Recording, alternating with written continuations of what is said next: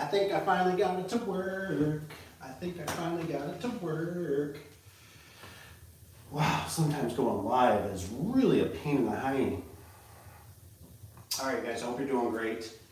So, I'm gonna start out with, I'm gonna get on here a little bit and see what's going on. But, I was just kind of coming on here to see how everybody's doing, honestly. And we want to talk about these garage door remote range.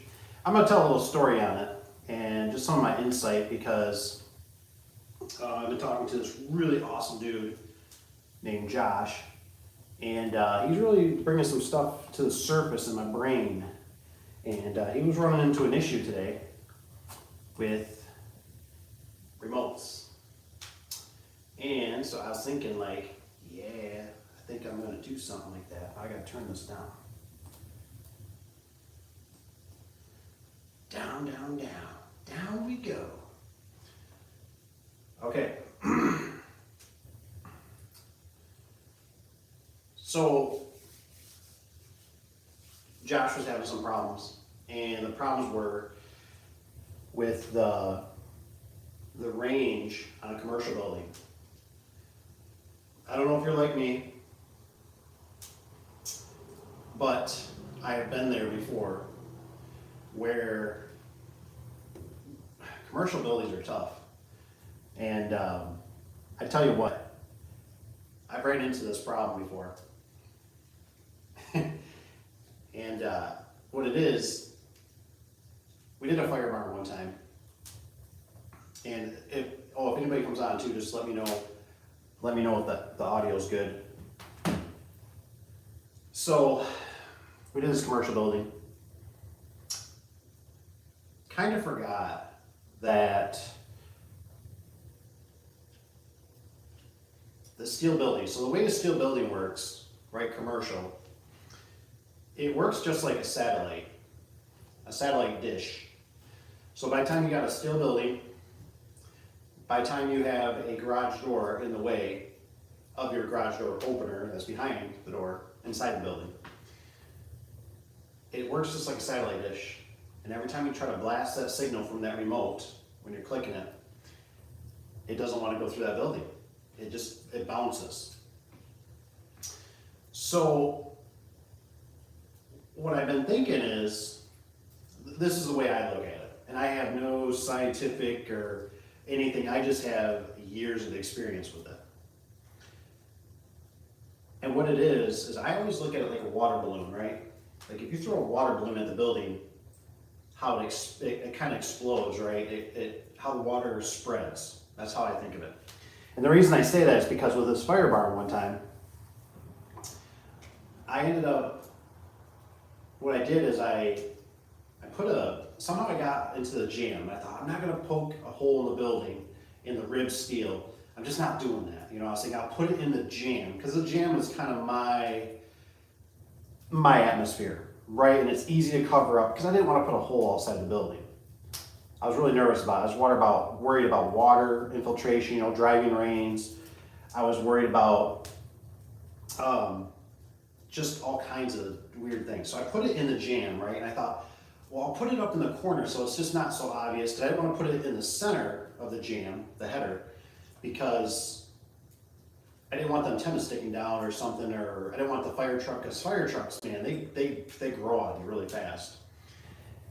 And so I just thought, I'm gonna put it in the corner. I'll put it in the corner, I'll let the antenna stick out, and I'll be good. And so I remember I did that, and it was like, I'm back there, right, with the remote, I'm like, what the is going on with this thing? And it wasn't working right. It just was not working right. So I ended up, I found out that a universal, so these were LiftMaster openers. And I found out that if you use universal, this is just my experience. Comment below if you had this problem.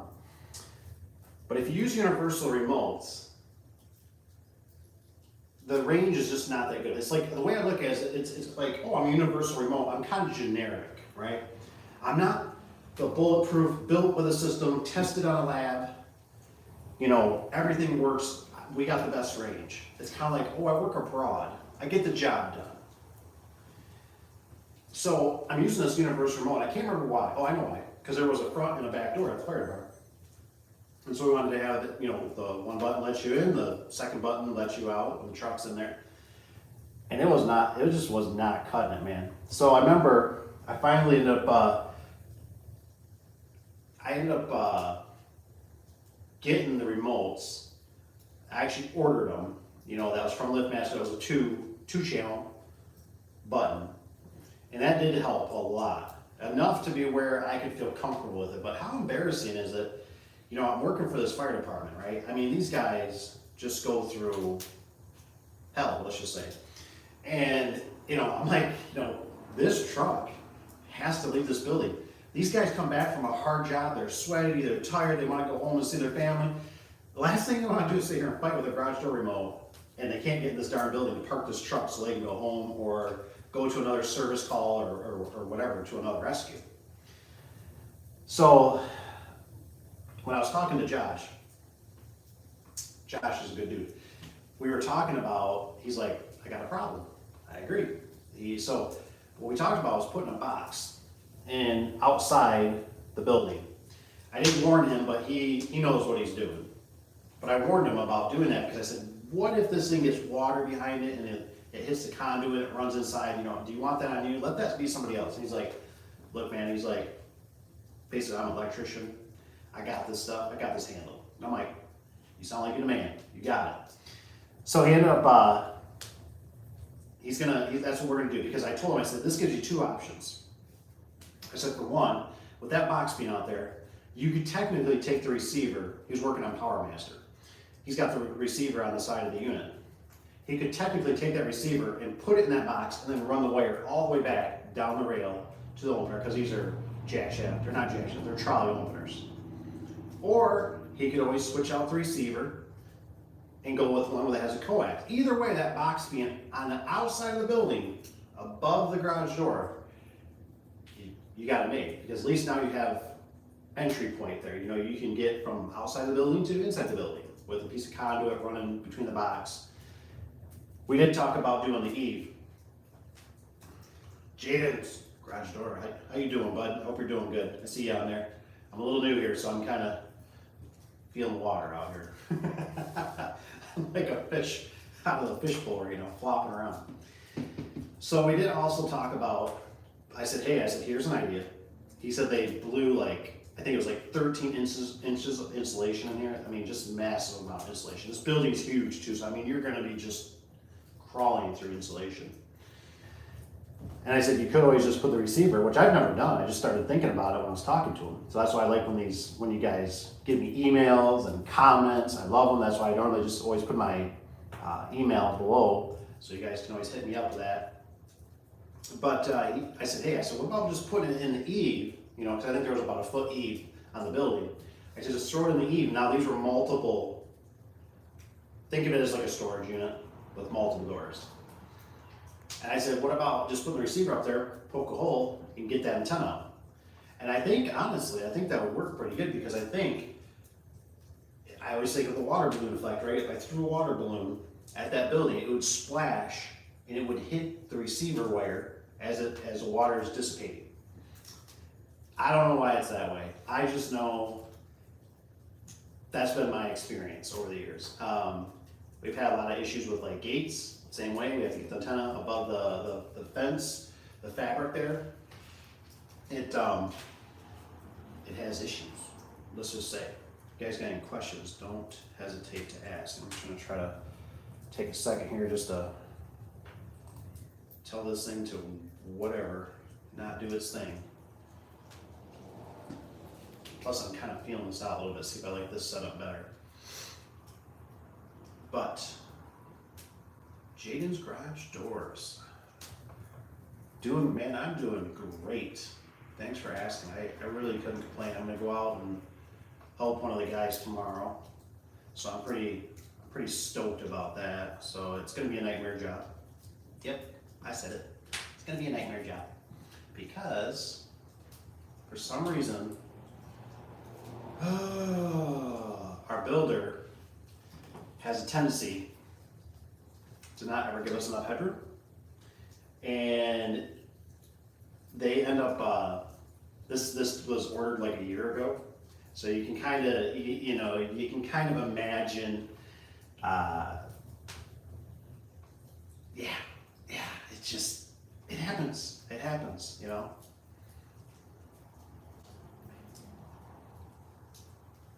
All right. This is a door docks, man. Dock and overhead door tech. Nice. Yeah, it's crazy, man. I tell you. So we got a bunch of track. I'm gonna try to take some video. I'm hoping that I'm gonna be in the mood, and I guess I might just take video and I might do like a voiceover kind of thing of what we did or how we did it, because I don't know which way we're gonna go. I don't know if we're gonna build our own low headroom track. I don't know if we're gonna. We don't have the regular low headroom track, so it might be a good video for learning. I've done it before. I mean, it's not impossible. It's a bear. We might just do quick turn brackets, which I'll show you if we end up, going out there and doing it. It's a bummer because now it's going to be tight with the opener. And of course, I kind of laugh because I always, in this business, I always kind of think about, how they say no good deed goes unpunished. And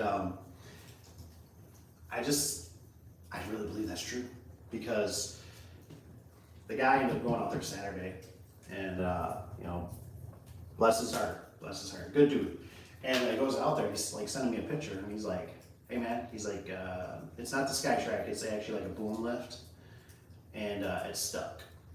And I'm like, I was like ready to jump in and like come help him, but the problem was I was up north, and I was doing up north things, what I mean, trimming some trails and all that kind of stuff, having weekend, just kind of enjoying myself.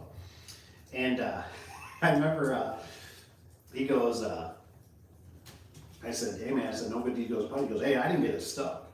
He said it was like that. I'm like, "Oh, good," because all I kept thinking is like, somebody's gonna show up now and it's gonna be like, "What the heck happened here?" And if you don't have two guys, like one to run a Pettibone or a SkyTrack to help pull it out without a strap and all that kind of stuff, it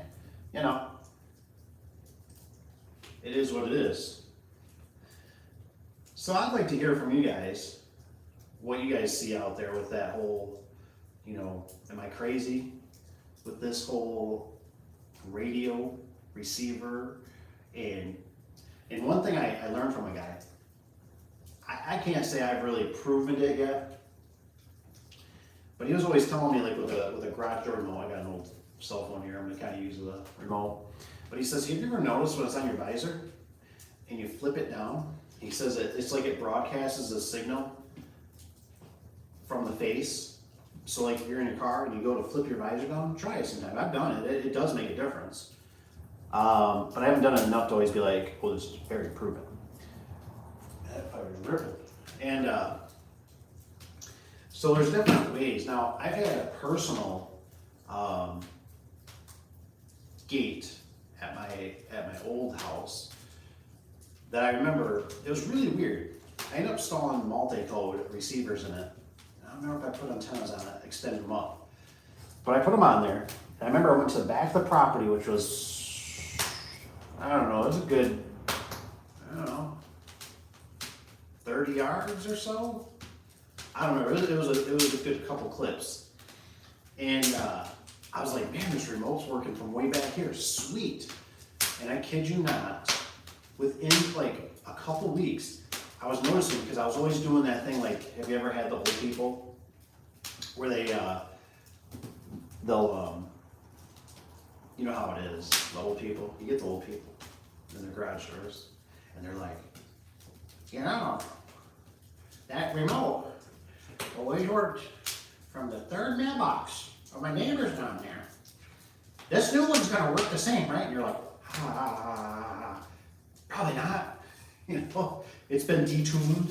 It's been, deregulated. I mean, the government's been involved in it. It's probably gonna work from the end of your driveway. "Is that gonna be okay, Mr. Customer? I mean, I'm here installing this right now. I got it halfway up. I mean, is that?" I don't know, because I like to drive fast. I mean, it's just. So anyways, with this remote, I kid you not, I was literally driving And every time I turned the corner where I lived, on the road, I'd click it, right? I'd be like, sweet, gate open, all right, And I was like, I keep repeating that, right? And I was like measuring where I was at, and it started slowly and slowly and slowly diminished. It got to a point where it stopped, but it diminished. And I'm like, nothing's changed, it's not even like, one day when it's sunny and one day when it's cloudy. Like, if you're old like me, you probably know, the other guys deal with CB radios and skip. The atmosphere can change the way the radio signal goes. But it's just really weird, like how this, it was nuts how it diminished on me, and it drove me nuts. And so, another thing too, I was talking to Josh. He was telling me that, here we go. Now we can see all of them. So, Josh was saying though, that those remotes, I lost my train of thought. It happens. Squirrel. That just happens. So with those remotes though, he's gonna go multi-code. He asked me, he said, what do you like? And I said, honestly, I like multi-code. And I'm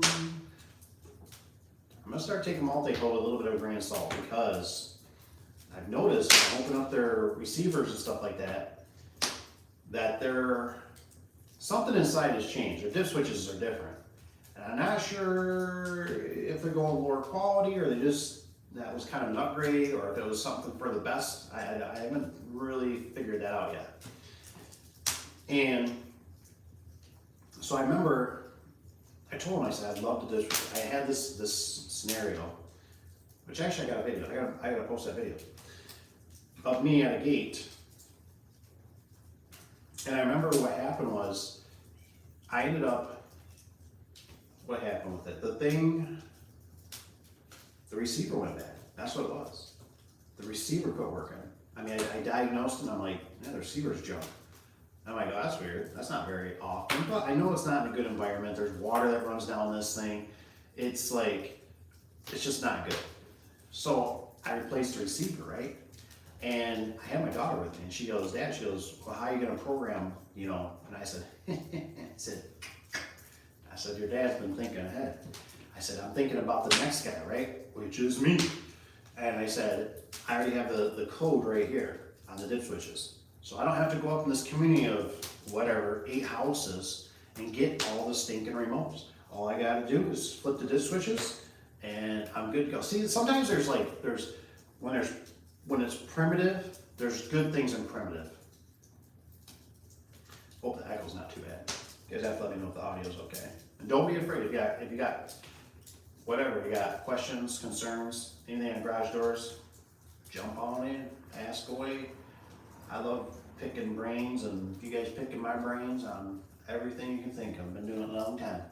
And so anyways, we got that receiver, boom, we're right off to the races. Now, if I would use the gate operator's built-in receiver, I'd have to go around and I'd have to try to collect all the, and that's just not gonna happen in a day. This is like a 2-day process, maybe 3, maybe more, because people left for the summertime, and I'd have to go get these remotes, and it'd be horrible. It'd be horrible. And I haven't done it before where I had it, and I remember that bag of just like, what the is this? People putting their cell phones, can you program it to my cell phone? I'm like, no. They're putting genies when it's supposed to be linear, and I'm like, they're putting LiftMaster in there. They're putting their car keychains in there. Like, can you program it to my car keychain? I'm like, it doesn't work that way. Come on. It's like, you're killing me, Smalls. So, and I told them, now, I'd love to hear from you guys, especially if you've been doing it with the multi-code. How long you've been doing it? Have you ever had somebody manipulate the system in some way? I guess I know it can be done. It's easy. It's very easy. But I also know that with, like I always tell you, 16, 18 years I've been doing it, I've never, ever had somebody get the code that wasn't supposed to, that if it was, I just like, I've never had anybody go, we got a problem. You know what I mean? I mean, if they do, it's always like a rogue employee. It's always like a neighbor that went bad or something. But I've never had it where it's like I come up there and they're like, oh my gosh, they got the code and they wiped us out over the weekend. They went to the storage unit and they took out, you know, they must have sat there and cracked the code with all the dip switches. You know what I mean? It's never like that. It's like they either cut the chain, they had a remote, they're an old customer, they're an old employee. I've just never had it where it's like, I just don't, you know what I mean? Doesn't happen. I think what I need to do is, on the next live stream, I never can figure out when you guys are more available. What I need to do is supposedly I can schedule a live stream. And that would be pretty cool, I think, because I think I'd be able to get some people to ask on some more questions if need be. So I think that'd be the next attempt. Now, the problem is, can I keep a schedule? That's the problem, because I set a date and time. I gotta make sure I write it down on my agenda so I don't lose it. But if you guys do pass through here, if you don't mind hitting the thumbs up, that always helps. Now let's kind of spread it out a little bit, right? It gives me just a little love, a little motivation. I like a little motivation. But otherwise, I hope you guys are doing good. Like I said, I'm gonna be doing a door tomorrow. No, tomorrow. And we might go pack Thursday, but we are undecided because, of course, with that, you know how it works. The customer ended up, they got a problem with the scissor lift. So that's not cool by any means. I think I'll hang out here for a few seconds to see if you guys have any questions and whatnot. Like I said, I'm filtering this thing out a little bit.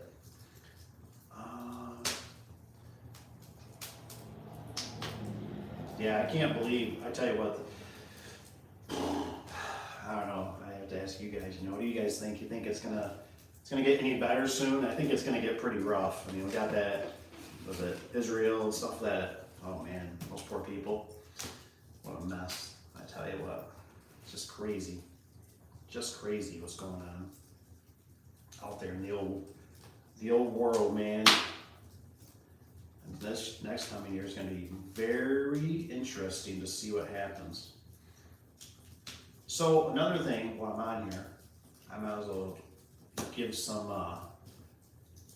more intel. What I was thinking is, when I was talking to Mr. Josh, you know, what I was thinking is, I'm thinking that we should, when he was talking about doing commercial, and what I'll do is since you guys are on here, I might just delete this live stream. I might not upload it. I might.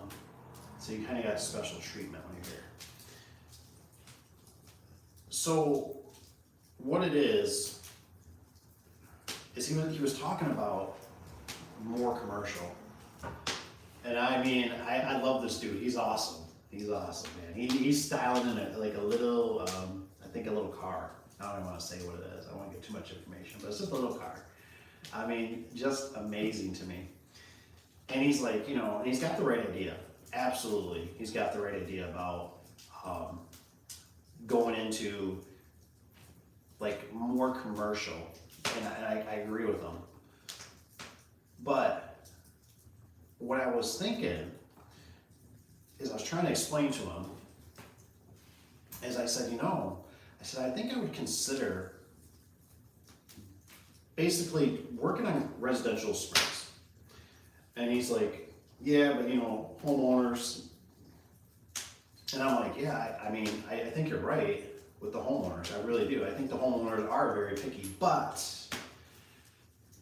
when something does happen, they are ready to pull the trigger. They have the money, right? It's always that thing, like the customers have the money. It's just a matter of them spending that money.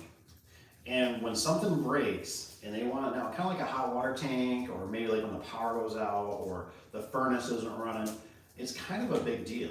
You know what I mean?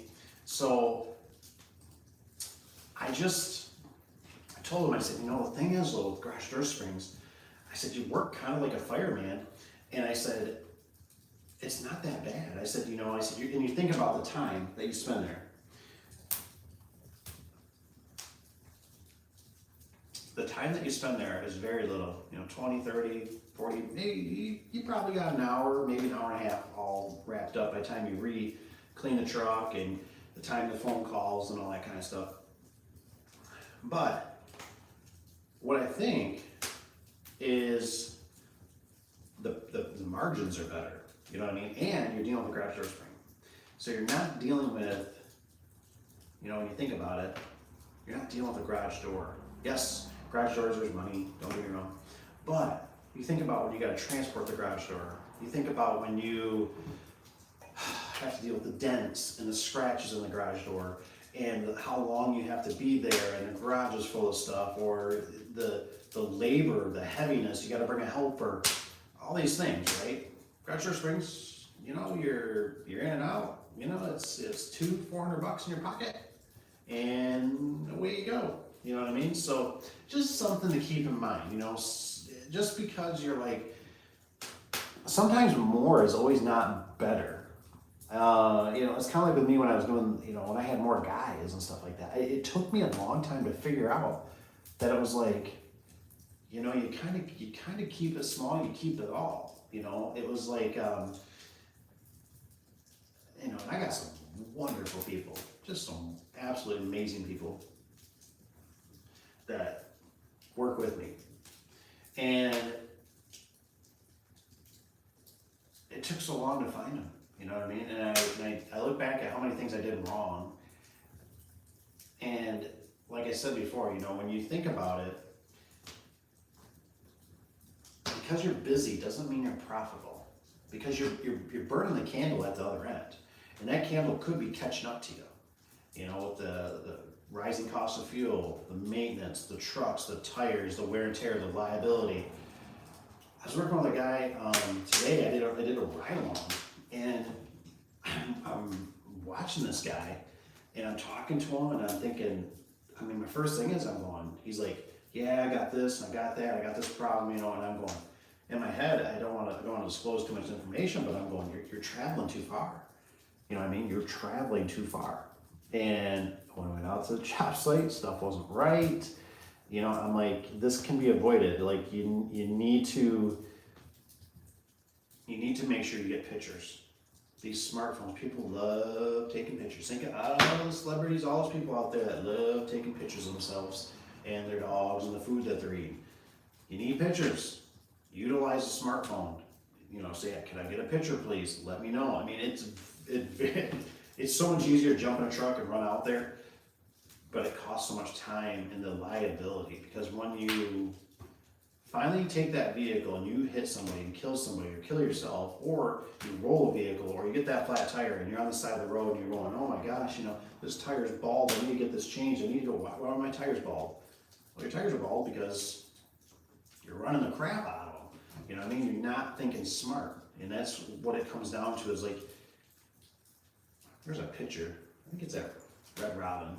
It's got I can't think of the actor, but he's got a big cigar he's smoking, you know. And I'm thinking, that's how you gotta kind of think methodically. Not encouraging that, but I'm just saying, like, you gotta slow down and think methodically, think logically, think, how is this gonna, like, when I look at everything, I go, how's this gonna screw me? How am I gonna fail? Because I'm going to. I absolutely am going to. It just happens. You know, even to the best of us. I'm like, I'm gonna fail. And you're trying to eliminate that failure. Mr. Joe's.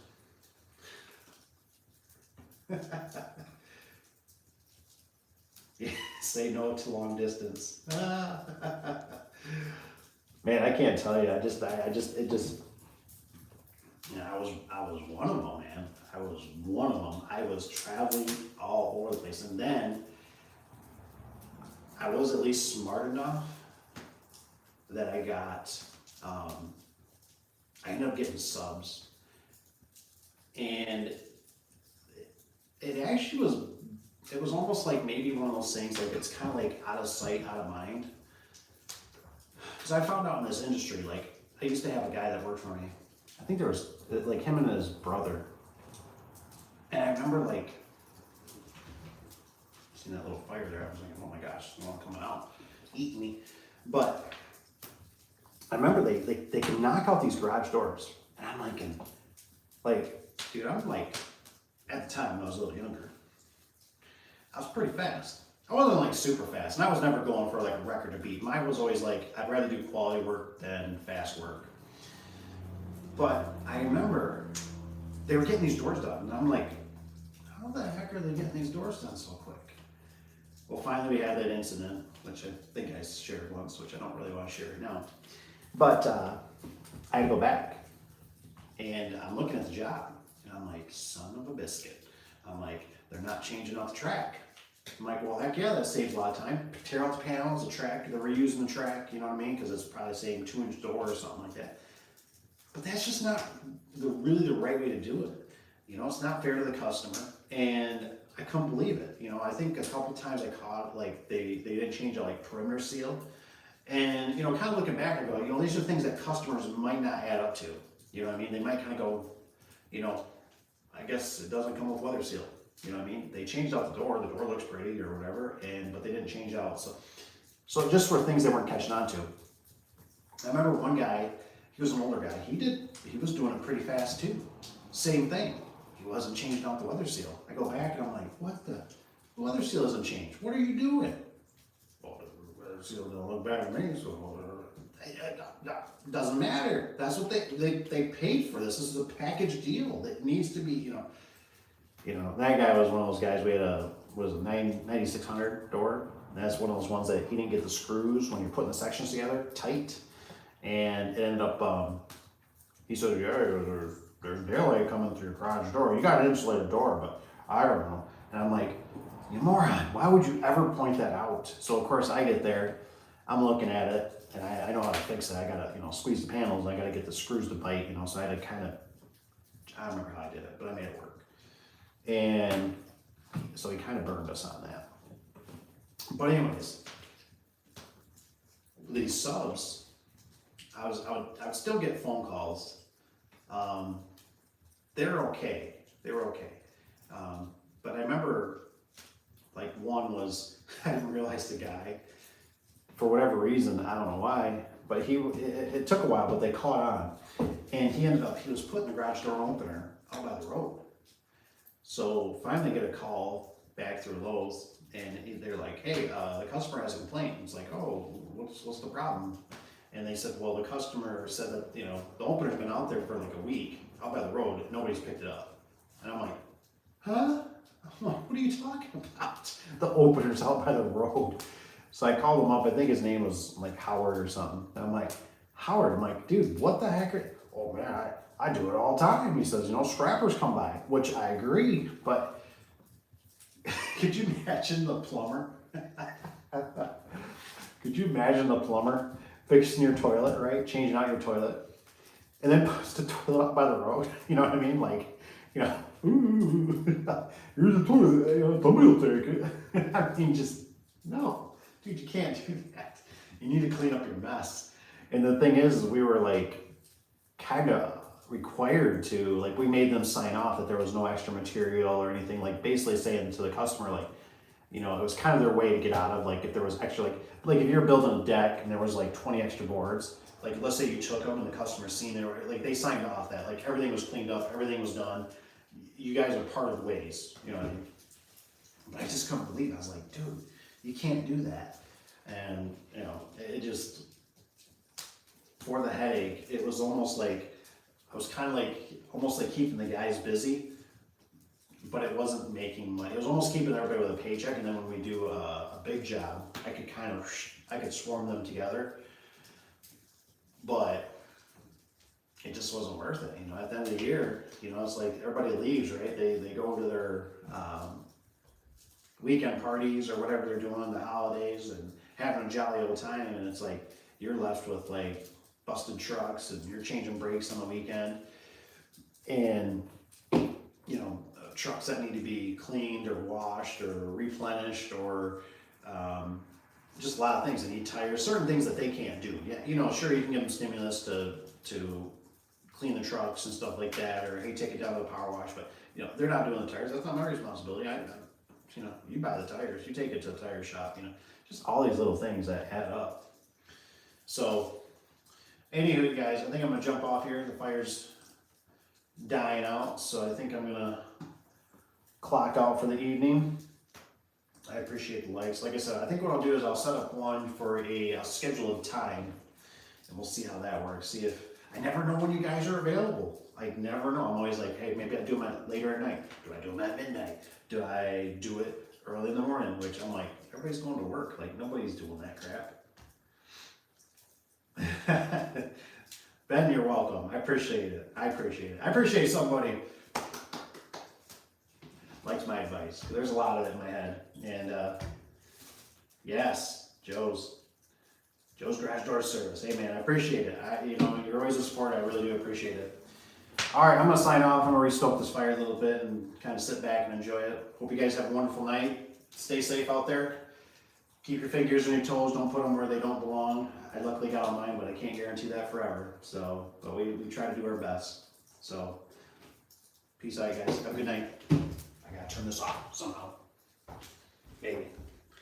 If I ever can figure out.